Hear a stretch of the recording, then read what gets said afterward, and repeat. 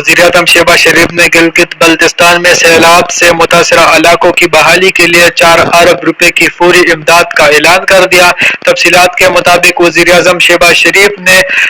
گلگت بلتستان کا ایک روزہ دورہ کیا، جہاں انہوں نے حالیہ سیلاب سے جان بحق ہونے والے اور زخمی ہونے والے افراد کے لواحقین میں مالی امدادی چیک تقسیم کیے۔ ترجمان صوبائی حکومت فیض اللہ فراق نے بتایا کہ وزیر اعظم کو دورے کے دوران گلگت بلتستان میں سیلاب کی تباہ کاریوں پر تفصیلی بریفنگ دی گئی۔ وزیر اعظم کے دورے کے دوران جان بحق افراد کے لواحقین کو 10 لاکھ روپے اور زخمیوں کو 5 لاکھ روپے کے چیک فراہم کیے۔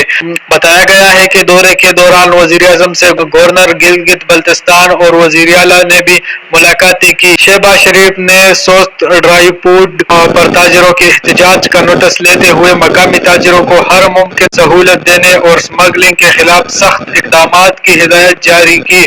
وزیر اعظم نے اربوں روپے کی لاگت سے نصب ارلی وارننگ سسٹم میں کی تحقیقات کے لیے مصدق ملک اور متعلقہ وفاقی سیکرٹری کی رپورٹ پیش کرنے کی ہدایت کی ہے۔ اس کے علاوہ وزیر اعظم نے سیلاب سے متاثرہ علاقوں کی بحالی کے لیے 4 ارب روپے جاری کرنے اور دیگر نقصانات کو